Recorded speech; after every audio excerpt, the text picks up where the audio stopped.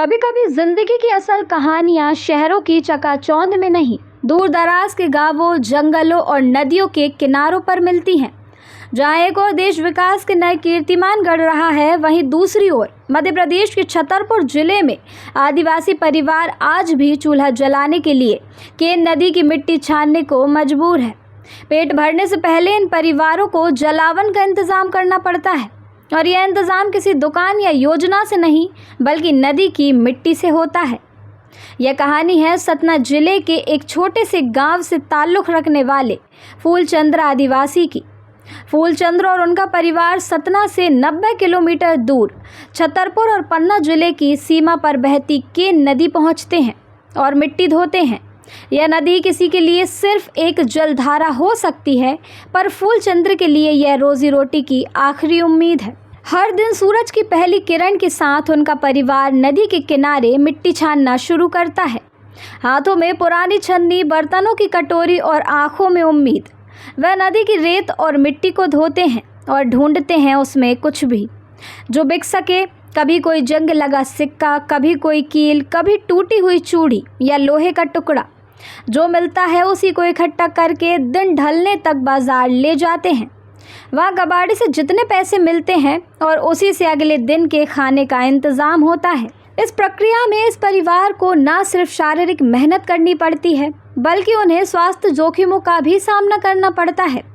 जी हाँ, गंदा पानी, कीचड़, कीड़े मकोड़े और लगातार गीली मिट्टी में काम करने से त्वचा रोग, बुखार और मलेरिया जैसी बीमारियों का खतरा बना रहता है।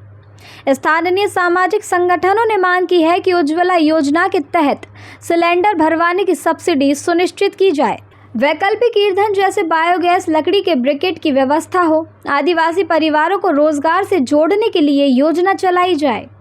यह तस्वीर महज एक गांव या नदी की नहीं है, बल्कि उस विकास मॉडल की है जो अब भी देश के सबसे ज़रूरतमंद लोगों तक नहीं पहुंच सका है।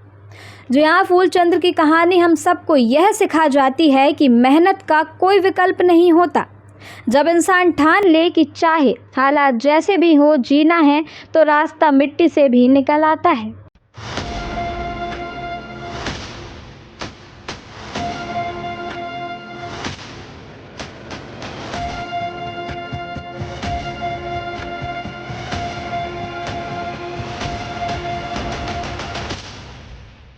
नमस्कार, मैं हूं समीर अवस्थी और आज एक ऐसी खबर आप सभी को दिखाने जा रहा हूं जिसे देखने के बाद आपको भी अंदर तक झकझोर देगी। मैं इस वक्त मौजूद हूं छतरपुर पन्ना बॉर्डर केन नदी में। पहले आपको तस्वीर दिखाना चाहूँगा। ये वो केन नदी है जहां सतना जिले से एक आदिवासी परिवार केन नदी पहुँचते हैं। केन नदी पहुँचकर नदी के अंदर से मिट्टी निकालते हैं। उस मिट्टी को छान कर कबाड़ निकालते हैं, जैसे कि कील, सिक्के और अन्य सामग्री। उन्हें इकट्ठा करते हैं, कबाड़ के भाव बेचते हैं, जिससे उनके परिवार का गुजारा चलता है। हमने उनसे बातचीत की है, वो कहते हैं परिवार का पेट पालना है तो कुछ ना कुछ तो करना ही पड़ेगा। सतना जिले का ये परिवार है और किस तरीके से मिट्टी के अंदर से कबाड़ निकाल रहे हैं, इस रिपोर्ट को देखिए। कभी कभी जिंदगी की असल कहानियां शहरों की चकाचौंध में नहीं, दूर दराज के गांवों, जंगलों और नदियों के किनारों पर मिलती है।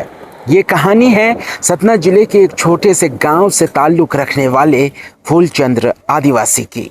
एक साधारण नाम लेकिन असाधारण संघर्ष।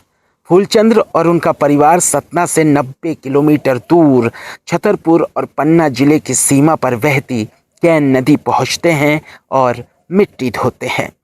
यह नदी किसी के लिए सिर्फ एक जलधारा हो सकती है, पर फूलचंद्र के लिए ये रोजी रोटी की आखिरी उम्मीद है। हर दिन सूरज की पहली किरण के साथ उनका परिवार नदी के किनारे मिट्टी छानना शुरू करता है। हाथों में पुरानी छलनी, बर्तनों की कटोरी और आंखों में उम्मीद। वे नदी की रेत और मिट्टी को धोते हैं और ढूंढते हैं उसमें कुछ भी जो बिक सके। कभी कोई जंग लगा सिक्का, कभी कोई कील, कभी टूटी हुई चूड़ी या लोहे का टुकड़ा। जो मिलता है उसी को इकट्ठा करके दिन ढलने तक बाजार ले जाते हैं।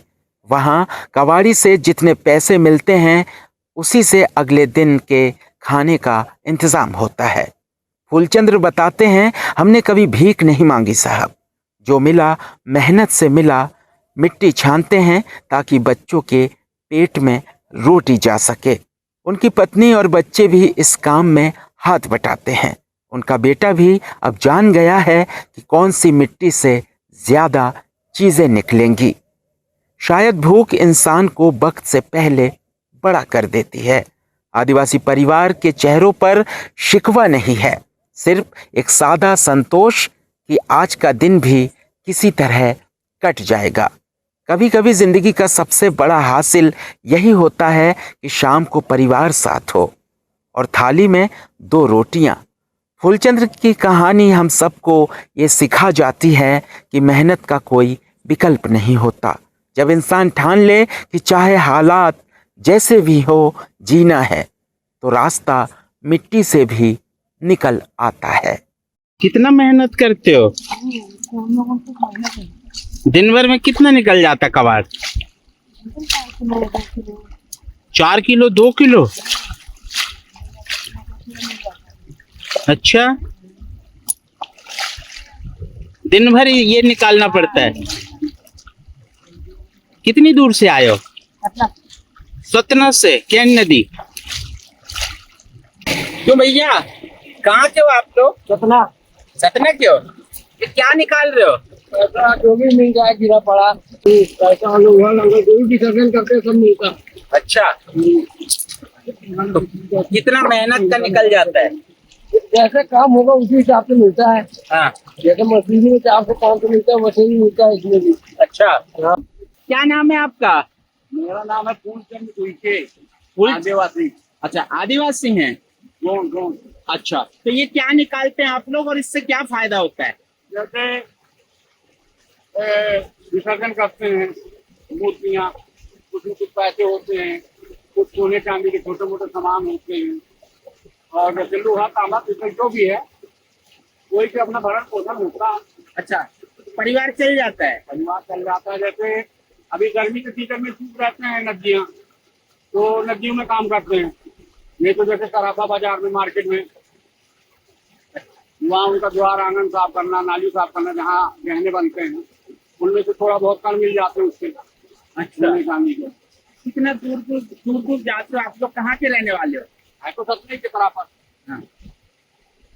ये भी है, और जाते रहते हैं। जैसे ये नदी है और भी अपने आस पास के जिले में जितनी नदियाँ हैं, ये मतलब इलाहाबाद तक जाते हैं।